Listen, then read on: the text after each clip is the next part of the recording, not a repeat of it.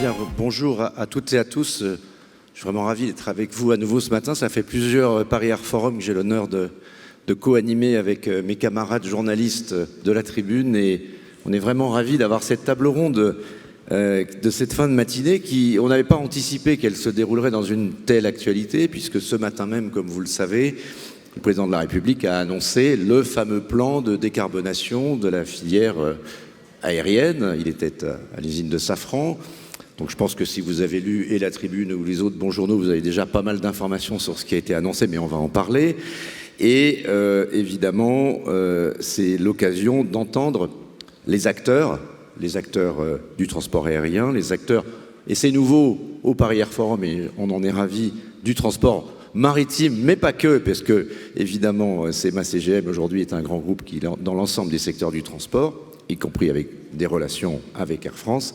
Et enfin, une industrielle, une femme industrielle, 2 femmes à cette table ronde. Donc c'est aussi un grand succès et une évolution du Paris Air Forum. On en est ravis d'avoir donc autour de nous des acteurs de cette décarbonation. Donc je les présente rapidement. À ma droite, vous l'avez reconnu bien sûr, Anne Rigail, la directrice générale d'Air France. À côté d'elle, Catherine MacGregor, la directrice générale d'Engie. Et à ses côtés, Ramon Fernandez, directeur financier de CMA CGM, devait être avec nous également, mais vous l'avez compris, il était retenu par le président de la République, Clément Beaune, le ministre délégué chargé des Transports. Je vous propose, avant qu'on commence le débat, de l'écouter, une petite vidéo qui va reposer le cadre de la décarbonation des transports et de ce qui est en train d'être lancé en France en ce moment. Je suis ravi de pouvoir m'adresser à vous aujourd'hui, bien que ce soit par vidéo interposée, pour cet échange sur la disponibilité des énergies vertes pour les transports. Cette question est centrale dans la manière dont on envisage et on construit la décarbonation du secteur. Je vais commencer par la route parce que c'est peut-être là où c'est le plus simple, avec une option technologique très claire, l'électrification. Cela vaut pour les voitures des gens comme vous et moi, des flottes d'entreprises ou encore pour des poids lourds. Sur l'électrification de la route, c'est simple, il faut accélérer, penser à la fois le déploiement de ces véhicules, des bornes de recharge et l'impact que tout cela va avoir sur nos consommations électriques. Pour les autres modes de transport plus lourds, comme on dit, la question est tout autre. Compte tenu des contraintes physiques, ces modes de transport vont encore longtemps avoir besoin de carburant liquide à haute intensité énergétique. Bien sûr, il y aura des avions. Et il doit y avoir des avions électriques de petite taille pour la formation des pilotes. Bien sûr, l'hybridation est nécessaire et prometteuse pour le trafic régional notamment. Mais pour le long courrier, nous le savons, des équivalents propres du kérosène resteront absolument indispensables. La question que vous posez aujourd'hui est essentielle et mérite 2 types de réponses. D'abord, si l'on regarde la situation d'aujourd'hui, il y a une très forte tension sur l'accès à ces énergies vertes, car la production est déjà largement en deçà de nos besoins. Si l'on se projette, le problème devient différent. Les volumes de carburant d'aviation durable nécessaires pour atteindre les objectifs d'incorporation fixés dans l'aviation sont, compte tenu du volume de trafic dont nous parlons, absolument considérables. Une cible de 70% de carburant durable en 2050 dans le texte européen que nous adoptons, c'est absolument massif, même si c'est absolument indispensable aussi. Cela pose donc de manière très claire la question de la dépendance à des ressources rares. La biomasse agricole et forestière, notamment si l'on parle de biocarburants, mais aussi l'électricité décarbonée si l'on parle de carburant de synthèse. C'est un sujet que le gouvernement, que j'ai voulu prendre à bras-le-corps, notamment dans notre travail de planification écologique sous l'égide de la Première ministre. Cela renvoie à des enjeux de concurrence entre secteurs de transport, mais aussi entre tous les secteurs de l'économie. Et donc des questions de priorisation se posent. La programmation pluriannuelle de l'énergie et la future stratégie nationale bas carbone en constitueront évidemment la base. Cela renvoie aussi à des questions de souveraineté. La compétition pour l'accès à des énergies vertes va être difficile. Il est indispensable ainsi qu'une partie de la production soit localisée en France et en Europe pour que nous évitions de créer à l'avenir de nouvelles dépendances comme nous les avons connues avec le fossile au cours des décennies passées. Au-delà de cette question de souveraineté, c'est aussi une formidable opportunité de production locale, d'emploi, de nouvelles filières pour notre industrie et pour notre énergie. Cette question des énergies vertes, en tout cas, est tout simplement centrale. Alors merci beaucoup d'y réfléchir aujourd'hui pour le Paris Air Forum. C'est avec un immense intérêt que j'écouterai ce qui ressort de vos échanges. Je suis totalement engagé sur la production renforcée en France et en Europe de nos carburants durables. Merci de votre engagement. Vous pouvez compter sur le mien et à très vite. Bien, donc vous avez entendu le ministre, il y a une compétition, c'est un peu le thème de cette table ronde. Avion, train, bateau, y aura-t-il de l'énergie verte pour tous? On va commencer avec vous, Henri Gaille, peut-être par l'avion, puisque c'est l'actualité aussi du jour. Vous avez, j'imagine, toutes les annonces du président de la République en tête. Comment vous-même, au niveau d'Air France, vous prenez, j'allais dire, le train pour vous décarboner et accélérer? Vous avez pris des engagements, vous pouvez peut-être les rappeler à ceux qui ne les auraient pas en tête. Et peut-être la question qui va tout de suite avec, c'est est-ce que vous allez pouvoir les tenir compte tenu des annonces faites sur la filière avec suffisamment de carburant vert pour tenir vos promesses? Oui, d'ailleurs on va voir qu'on prend un peu le train effectivement pour répondre, mais ça ne suffit pas. Clairement, pour nous, ce n'est pas une option la décarbonation. On a commencé à y penser et à le faire depuis des dizaines d'années, on en parlait beaucoup moins. Aujourd'hui, c'est au cœur de l'actualité. On sait que c'est un combat collectif, les compagnies sont en bout de chaîne, mais sans les énergéticiens, sans les aéroports, sans l'État, sans les avionneurs, on n'a aucune chance d'y arriver tout seul en bout de chaîne. Et on sait que le chemin est long et difficile avec la question qui est, finalement, ça va coûter beaucoup plus cher, les coûts d'abattement sont lourds, et qui va payer à la fin, et est-ce qu'on va réussir à intégrer ça dans les business models? Alors concrètement, on a pris un objectif de moins 30% d'émissions de CO2 par passager kilomètre à l'horizon 2030 par rapport à 2019, sans aucune compensation. Donc cet objectif, comment on le réalise? Par 4 leviers. 3 qu'on a lancés, je dirais, le plus vite possible. Le premier, c'est le renouvellement de la flotte. Avant le Covid, on avait 4% d'avions de nouvelle génération. Pendant le Covid, on a décidé, finalement un peu à contre-courant, d'accélérer. Cette année, en fin de cette année, on sera déjà à 30% avec les arrivées assez massives d'Airbus 350, d'Airbus 220 dans notre flotte, moins 20, moins 25% de CO2 en moins et accessoirement moins 34% de bruit. C'est aussi important. Une réponse par la sobriété, on va dire. L'économie. Une réponse par des avions plus efficaces. Ça a toujours été l'histoire du transport aérien, mais on a la chance d'avoir ces avions-là qui sont extrêmement efficaces. Et donc, on va le plus vite possible. Et on vise 70% d'avions de nouvelle génération à l'horizon 2030. Donc ça, c'est la première réponse. Juste sur ce point, parce que le président de la République était chez Safran, est-ce qu'on peut aller encore plus loin dans des moteurs encore plus économes? On parle d'une deuxième génération de moteurs. Oui, et clairement, ce qu'on attend, c'est d'avoir un horizon. Alors, je ne suis pas motoriste, je ne suis pas Airbus, je ne suis pas Boeing, je ne suis pas Safran, mais il nous parle effectivement, dans les années 30-40, de moteurs qui vont pouvoir économiser à nouveau, nous faire un saut de 20 à 30%. Voilà, donc c'est essentiel et les annonces du président sont extrêmement bienvenues parce qu'aujourd'hui, c'est le premier levier. Il est extrêmement massif dans notre trajectoire. Alors on en a d'autres, les copilotages, donc le roulage à moteur. On entendait Franck Gonaldel dire l'éco-conduite, comme on dit en voiture. L'éco-conduite, le fait que nos aéroports, et merci à Augustin pour ça, nous offrent de plus en plus d'électricité. Donc dès qu'on arrive, il faut qu'on puisse se brancher pour ne pas faire tourner bêtement les moteurs qui sont effectivement placés à l'arrière de l'avion.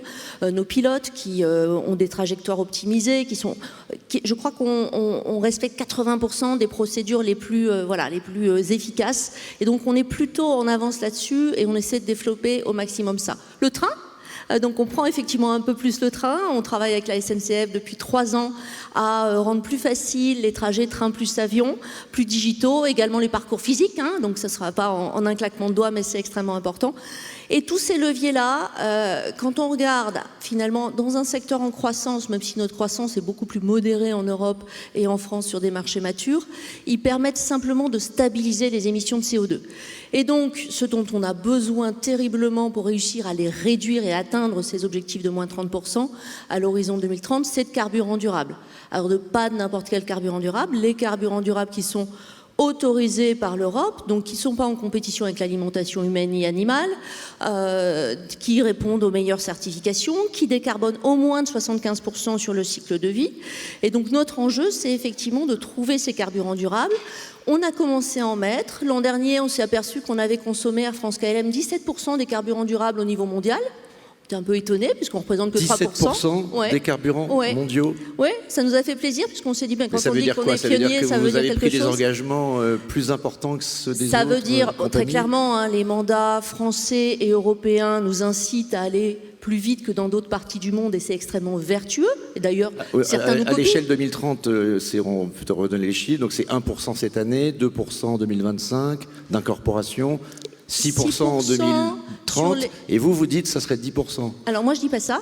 6% c'est sur les vols qui partent d'Europe. Moi je dis 10% sur tous nos vols. Donc c'est plus de 2 fois plus que le mandat européen. 2 fois plus que ce qu'il demande. Parce que c'est un levier indispensable, sinon notre trajectoire de décarbonation n'est pas suffisamment rapide. Donc il va vous falloir pas mal de Il va nous en vert. falloir beaucoup. Donc du coup, on a besoin des énergéticiens. On va en parler. On prend pas mal d'off-tech. On a commencé à sécuriser des volumes auprès de DG Fuel, de Nestlé.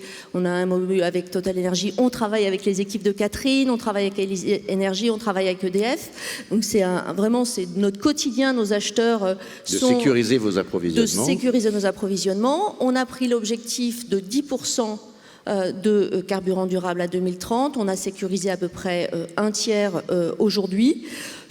On fait à la fois des biocarburants, mais comme nous savons, donc de deuxième génération, donc qui respectent évidemment où qu'on l'achète, parce qu'on en achète aussi aux US, on en achète en Hollande, on en achète partout, où qu'on l'achète, on respecte effectivement les prescriptions de l'Union européenne, c'est extrêmement important. Donc on achète des biocarburants de deuxième génération, mais comme on sait que la biomasse sera toujours nécessaire, mais sera limitée, on s'engage également à trouver, à chercher des fuels synthétiques qui vont prendre le relais à compter de 2030 des biocarburants. Nos efforts paient, je vous dis, on n'a pas commencé hier, on avait déjà entre 2005 et 2019 fait baisser en valeur absolue notre empreinte carbone de 6%. On sait que c'est insuffisant comme rythme, et avec ces engagements, les engagements dont je vous ai parlé, on doit doubler finalement le rythme de décarbonation. Merci. Alors, c'est important pour le secteur aérien, mais c'est également important pour le secteur maritime. Avec vous, Ramon Fernandez, peut-être resituer ce que représente aujourd'hui, en termes de consommation de carburant et en termes d'empreinte carbone, le secteur maritime, pour prendre, vous ne représentez pas que ce secteur, mais c'est quand même le plus important dans votre activité, et aussi quels engagements vous-même vous prenez pour être net zéro en 2050. Bonjour. Alors un petit mot rapide pour rappeler qui est CMA-CGM, parce que finalement le groupe s'est beaucoup transformé au cours de ces dernières années. Donc aujourd'hui c'est 155 000 collaborateurs qui sont présents dans 160 pays et qui est présent sur tous les modes de transport. Le maritime bien sûr, qui est son ADN, mais aussi maintenant l'aérien. Nous avons une filiale CCR Cargo et un partenariat avec Air France KLM qui fonctionne depuis le mois d'avril sur le transport du fret aérien. Vous vous intéressez beaucoup à l'aérien, il semblerait. On s'intéresse à l'aérien, c'est pour ça aussi qu'on est là. Ça également à la presse, je le dirais, mais c'est très bien aussi. Ça tombe bien. On est très présent dans la logistique et donc sur le transport par route, par fer, avec Seva Logistique. Donc c'est un groupe qui est présent sur toute la chaîne. Donc les enjeux de décarbonation, pour nous, sont évidemment absolument vitaux. Quand on regarde le sujet, on se dit, OK, les transports, c'est 23% des émissions de gaz à effet de serre dans le monde. Le transport de marchandises, c'est 10%. Et le transport maritime de marchandises, c'est 3%. Alors que 80% du commerce mondial passe par les mers. Donc on voit qu'en termes d'efficacité énergétique rapportée à la tonne transportée, on ne fait pas beaucoup mieux que le transport maritime. Et les rapports comparés à d'autres modes de transport sont évidemment très impressionnants. Je ne les rappelle pas ici, mais enfin, il y a un écart qui est très important. Le bilan carbone de la paire de baskets chinoise est bon. C'est-à-dire que le bilan carbone de la marchandise transportée par mer, oui, il est bon. Et c'est normal. Donc ça, c'est le... Il faut l'améliorer.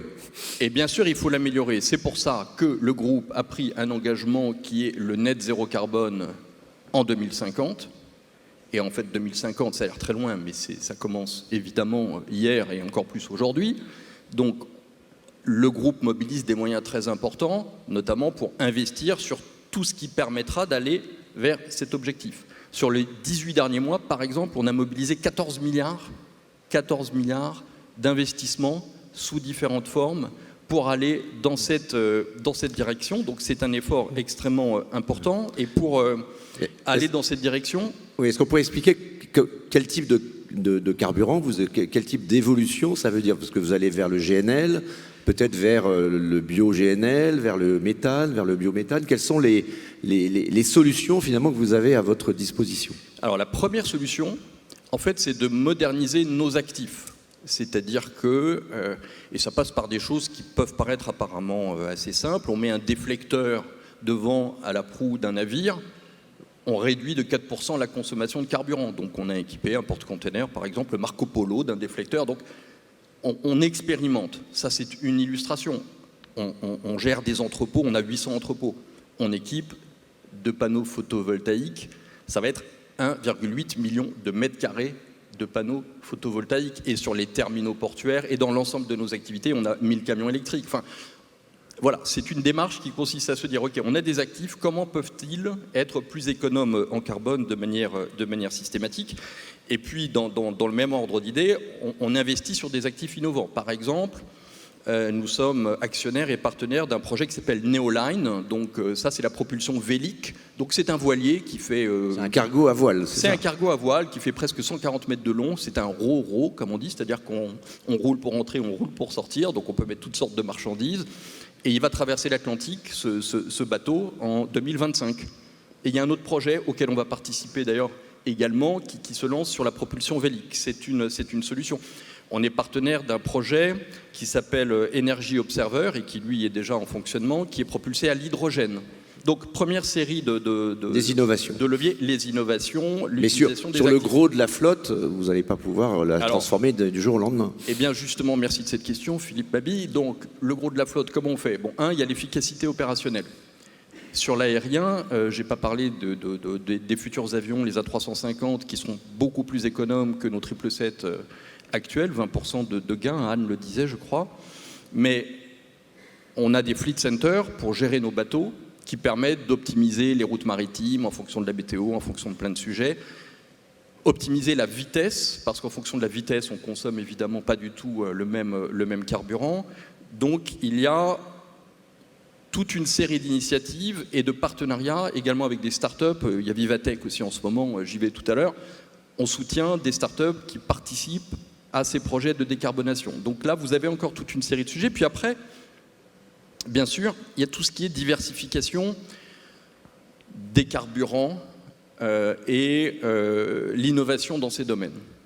Donc le groupe s'est engagé très tôt sur le GNL, qui a le mérite également de préparer le passage au biométhane, au biométhanol, les carburants verts. Et donc tous les bateaux que nous commandons aujourd'hui sont massivement au GNL et préparent le passage au carburant de nouvelle génération. Est-ce que c'est vraiment mieux que le fuel Oui, c'est mieux que le GNL. fuel, mais par ailleurs, je redis que ça a la double vertu de préparer aussi la suite. La suite. Donc c'est très important parce qu'un bateau, vous allez le garder 20 ans, 25 ans. Donc si vous commandez aujourd'hui des bateaux qui ne sont pas compatibles avec ces technologies, qui seront totalement opérationnelles dans 2, 3, 4 ans, évidemment. Donc il faut anticiper à assez long terme. Donc il faut anticiper. Donc c'est beaucoup d'investissements. Nous avons des partenariats avec des acteurs de l'énergie. Je suis honoré et heureux d'être assis à côté de Catherine parce que nous avons par exemple un partenariat au Havre pour produire du biométhane. Et cette opération entrera en fonction en 2026. Un projet qui s'appelle Salamandre. Salamandre. Et à terme, à horizon 2028, on a bien l'intention ensemble de poursuivre ces partenariats pour produire jusqu'à 200 000 tonnes de biométhane. Donc c'est évidemment très, très important. Il y a un autre projet sur l'hydrogène. Enfin, vous voyez, il y a une foultitude de projets. L'ammoniac, il paraît même aussi. L'ammoniac qui est vu par les spécialistes comme aussi évidemment une solution qui, de ce que j'ai compris, n'est pas encore techniquement... Oui, parce que tout le sujet dans la transition, c'est d'être prêt au moment où les innovations seront vraiment disponibles. Donc aujourd'hui, là aussi, on commande des bateaux qui sont, comme on dit, ammoniac ready, c'est-à-dire qui seront susceptibles d'accueillir l'ammoniac. Et puis dernière illustration, là aussi toujours dans le champ de l'innovation, nous sommes partenaires d'une start-up qui s'appelle Earthwake, et qui produit du carburant décarboné à partir de déchets plastiques. Et ce n'est pas de la science-fiction, ça existe aujourd'hui en Martinique, il y a un projet qui est en cours. Donc vous voyez, c'est une série de leviers qu'il faut activer. Évidemment, ça pose plein de questions, on y reviendra sans doute. Mais voilà, on essaye d'activer tous ces leviers en même temps pour être au rendez-vous de cet objectif qui pour nous est fondamental du net zéro carbone 2050. Donc Catherine MacGregor, deux secteurs évidemment essentiels du transport, que ce soit l'aérien, le maritime, qui vont avoir des besoins considérables d'énergie décarbonée. Donc on se tourne vers vous. Comment vous allez faire? Est-ce que Augustin de Romanet, rien que pour l'aérien, a évoqué le chiffre de 400 millions de tonnes à l'horizon 2050? C'est un peu vertigineux.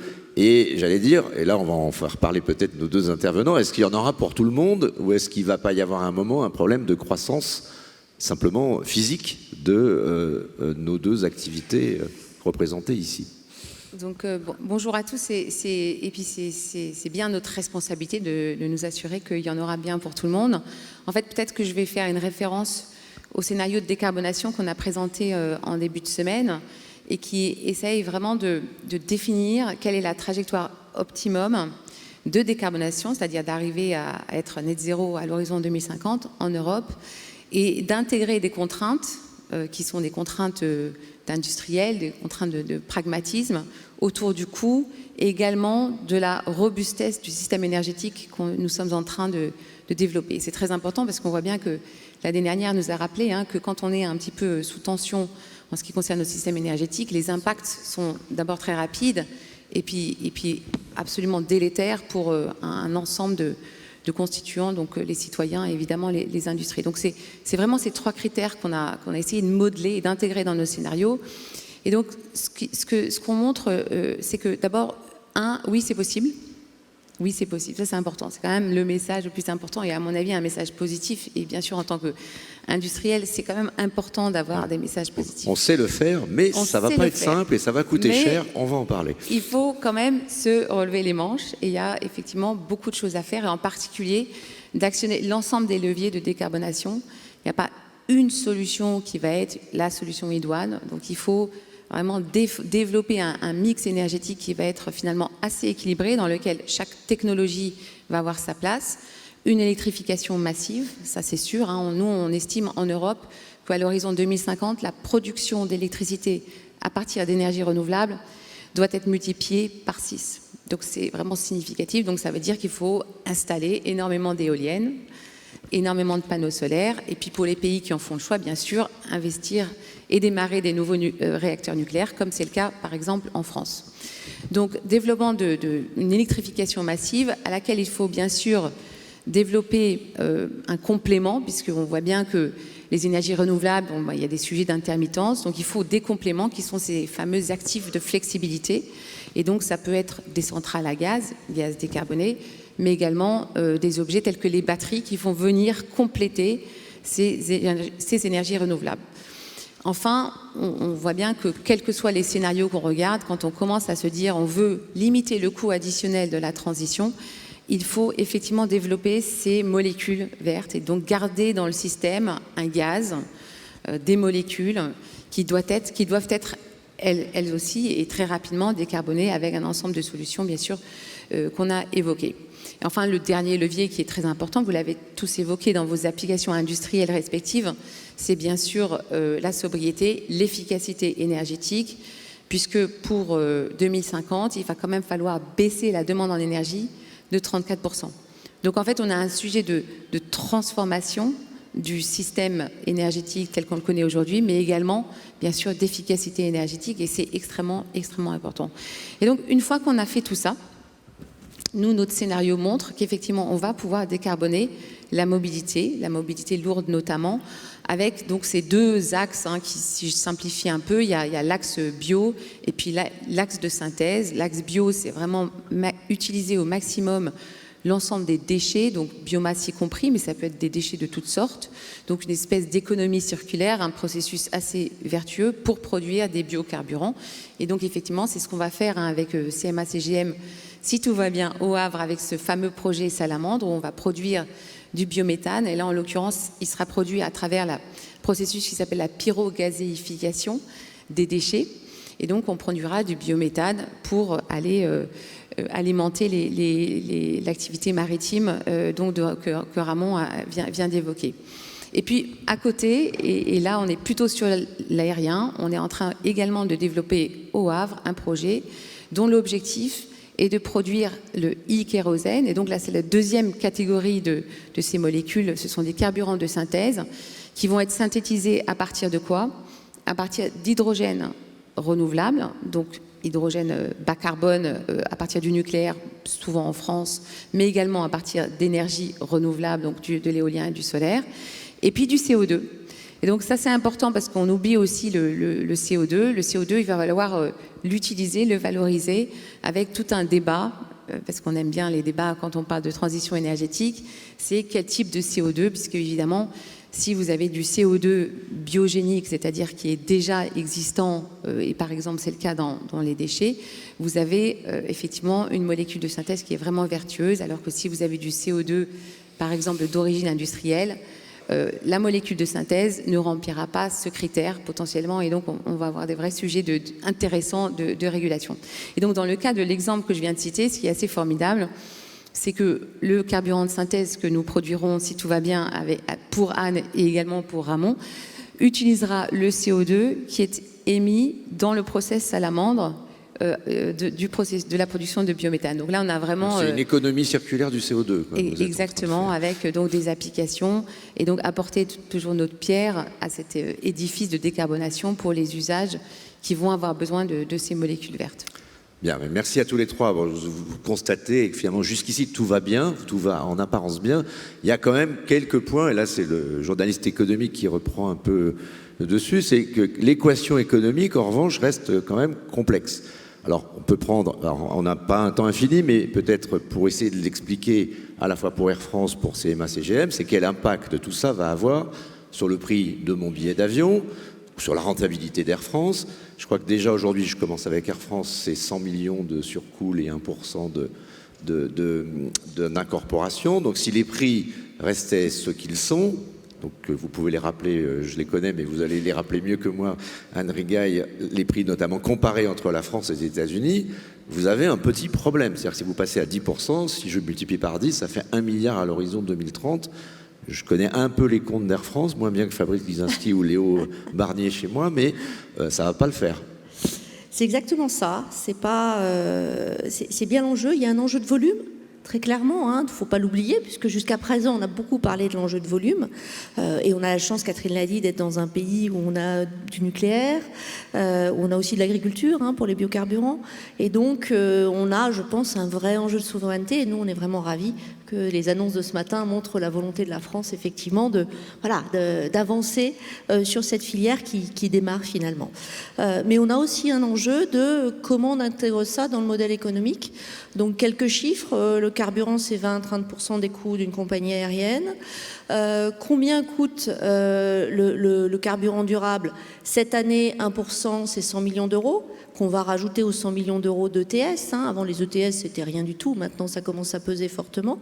Si je me projette à 2030, on aura, si c'est 10%, si c'est à peu près les mêmes tarifs, on aura plus d'1 milliard de carburant durable, qu'on rajoute, souvenez-vous, aux milliards par an de renouvellement de la flotte, qui est obligatoire, et également aux ETS qui vont grimper avec la fin des quotas gratuits et qui vont représenter de l'ordre de 500 millions en 2030. On ne va pas réguler le transport aérien par la hausse du prix pour le passager, tout simplement. Sans doute un peu. Ça peut avoir un impact sur les volumes. Dans les prévisions, on voit que ça commence à mordre un peu. Sans doute un peu. Après, l'enjeu, c'est de ne pas revenir au transport aérien des années 70, où très peu de personnes avaient accès à l'aérien.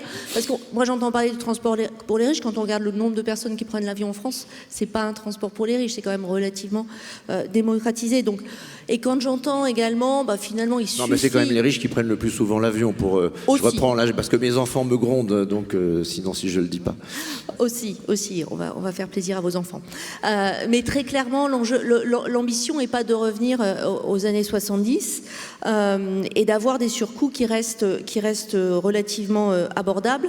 Et quand on regarde au niveau mondial quels sont les prix du SAF, ce qu'on achète aujourd'hui en France est à 5 000 € la tonne, dans le cadre du mandat. Aux États-Unis, et c'est vrai que nous, dans nos contrats, on a DG Fuel, c'est aux États-Unis.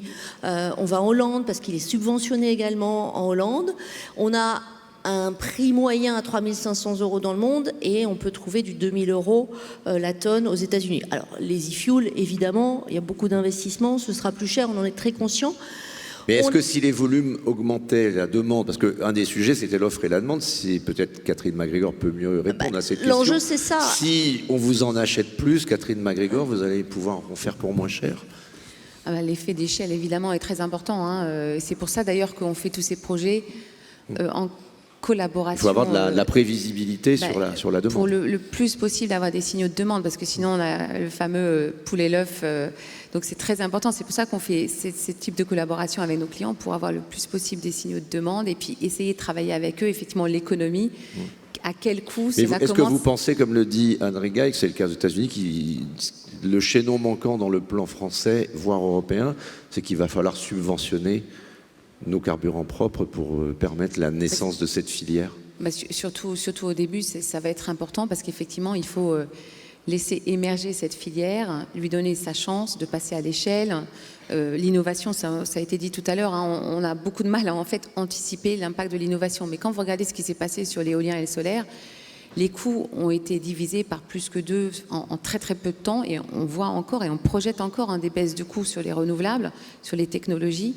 Et donc il faut pouvoir intégrer ça. Aujourd'hui, c'est très difficile parce qu'on n'a jamais de certitude, d'où l'important d'initier les filières à travers des subventions, pour pouvoir avoir un marché le plus vite possible. Le plus vite possible. Alors je peux poser la question également à Ramon Fernandez, mais qui, en plus il a été directeur du Trésor, donc lui il sait un peu comment les choses se passent au niveau de l'État. Donc est-ce qu'on est aussi à un moment donné où on voit la nécessité macroéconomique de mettre en place, quand on met en place une filière comme celle qui est annoncée par le président, de mettre le paquet pour que ça démarre vraiment. Donc les chiffres, je les rappelle, c'est 15 milliards d'euros, dont 300 millions à partir de 2024-2025 par an. Donc c'est des chiffres assez considérables qui sont mis par l'État pour permettre à cette filière de naître. Oui, mais je pense que ça ne fonctionnera que si on est tous ensemble. Ceux qui sont ici, Thierry Breton qui vient d'arriver, ça va être un jeu collectif. Ça va être un jeu collectif. Et c'est les raisons pour lesquelles on a renforcé chez CMA-CGM nos moyens en termes de R&D.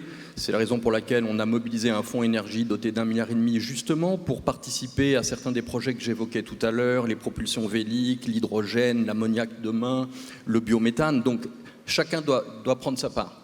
Moi, j'ajouterais juste 2 choses par rapport à ce qui a été dit. Sur l'équation économique pour le transport. Oui, l'équation maritime. économique, bien sûr que c'est une équation très compliquée, mais en fait, c'est une équation compliquée pour l'ensemble des acteurs économiques. Si je prends juste, par exemple, pour le prix du carburant, alors le GNL, l'année dernière, le groupe a payé plus de 300 millions de plus en achetant du carburant GNL que s'il avait acheté du VLSFO, qui est le carburant, sinon, et encore déjà allégé en soufre, par rapport au carburant le plus polluant.